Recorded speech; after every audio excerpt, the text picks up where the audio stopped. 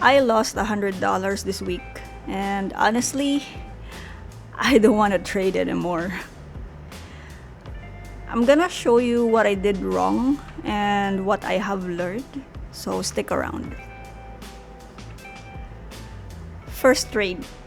I have entered long here, and I was able to see a setup in this area.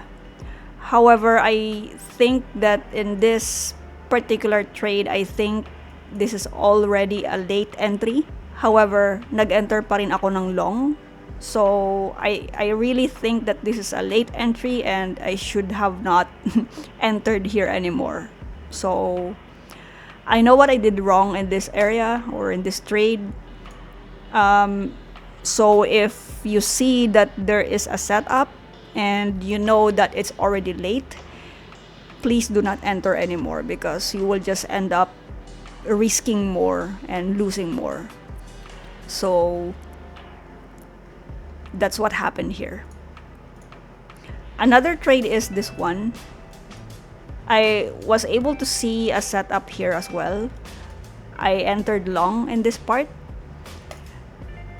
and I entered another position. I added to my position, and then I was able to take profit first TP, and then I was able to see, I was monitoring this trade when I entered.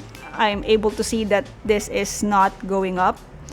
So, nahihirapan siyang umakyat. So, kaya in this area pa lang is kinlose ko na yung trade. So, this is somehow a sort of a profit trade. So, this is a good trade. Sort of.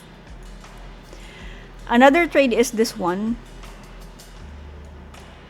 So, I entered another long in this part. This is actually an overnight trade. So, when I entered in this part, I plotted a trend line. This is in a 15-minute time frame, by the way. So, I plotted a trend line and nag-enter ako ng long dito sa part na to. After I entered long, this is around 2:45 or 3 a.m. in Manila time. So, I just set up my TP and SL in this part. So, 1:2. And then, unfortunately, it wasn't able to reach my take profit area. And when I woke up early in the morning, it was already got into my SL area.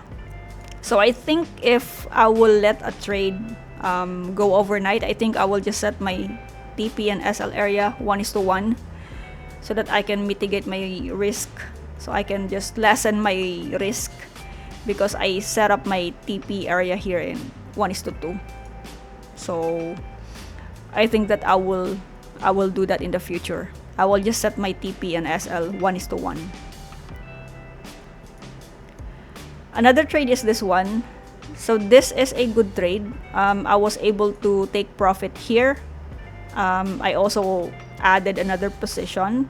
As you can see, I'm putting some lines here or trend lines.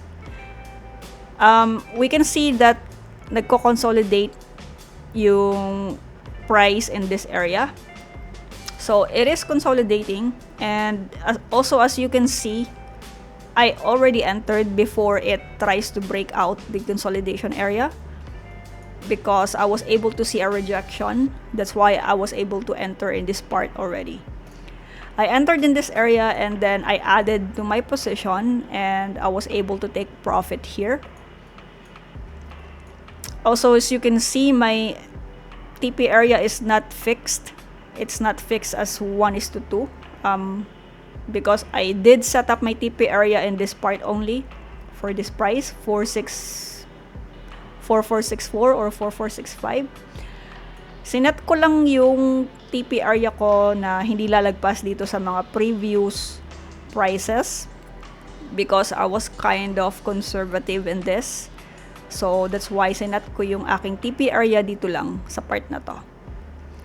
And as you can see, after niyang abutin yung price na yun, nag-try siyang bumaba and then bumalik siya pataas. So I was able to take profit here in this area. So this is a good trade for me. I was able to take profit here around I think $90 and then $50. So this was a good trade. And then this trade this actually taught me a lesson. So there was a news that I actually wasn't aware of. So the lesson for today is that, or for this week, is that technical analysis is not enough. So you should pay attention to the news, fundamentals, and catalyst, all of those things. Anyway, I entered a long here. My bias here is a long. I was able to put a trend line here. I'm able to see a symmetrical triangle. So this is the initial triangle that I did. So if it goes out of this symmetrical triangle, it will either go up or it will go down. So in this part, it already broke out the symmetrical triangle, and as you can see, I entered on this part already, not on this part but on this part, which I think is kind of late entry. Anyway, I still entered. This is in UK session, London session. I entered long and I was able to get stopped out. I entered another long, I got stopped out. Later on the screenshot that I'm gonna put, you will see a lot of losses in there because most of my trades I keep on re-entering or adding a position. So I entered long, I got stopped out, I entered long, I got stopped out. And then this part here, or this area, is in US session. So I drew another line because it looks like it's forming another triangle. So again, if you broke out of this area, I will enter, and yun yung pinakamali kong ginawa na wag nyong gagayahin. I entered a long. As you can see, it didn't break out the line yet, and yet I entered a long. So after I entered long, I got stopped out. Even though my stop loss area is kind of wide already, my stop loss is around here. Putting my stop loss here is already, it's too much. As you can see, yung price is talagang tumagos pa siya dito sa baba.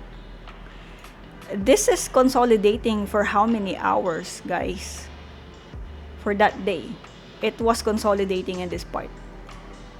Consolidating. And honestly, when I took this trade and then I just set up my TP and SL area, when my stop loss got hit, I closed the chart, and then I checked the chart again, tinignan ko ulit siya, and then pagtingin ko, I was able to see that it's now trying to go back up. So it tries to go into my direction or to my bias. See? Nung nakita ko tong nangyayari real time, during that time, I thought to myself that I don't want to trade anymore. I don't want to trade anymore, guys. Like, literally, I feel like I wanted to quit already. Like, I'm done with it. Like, ayoko na. I was so frustrated, and I was gonna cry, and I was so frustrated. Like, I was just sitting in my workstation and looking at it like, I don't want to do it. I don't want to do this anymore. Like, ayoko na. Ayoko na mag-trade. Like, I don't know, guys. It was just too frustrating for me. If I didn't took the trades here on this day, for that week, I was able to take profit around 100 plus dollars profit from this trade already. This trade and the other trade, I was able to take profit already. Kung hindi ako nag-trade dito sa nung araw na to, ha. But then again, nag-trade pa rin ako. This was on Friday. So nag-trade ako nung this part, this day. If you can see this, guys, you can see that the price is rejecting this part, and then it literally just pierces through this part. Tinagos niya talaga tong area na to. And then it tries to go back up. So when this happened, I was really frustrated at that time, guys. Ayoko na talaga mag-trade. It feels like I really wanted to give up already. Like, it's so frustrating. I don't want to do this anymore, like literally. Like for this week, second week of January, wala akong masyadong tinrade because I'm not seeing any setup, and I don't know. I don't feel like trading, guys, to be honest.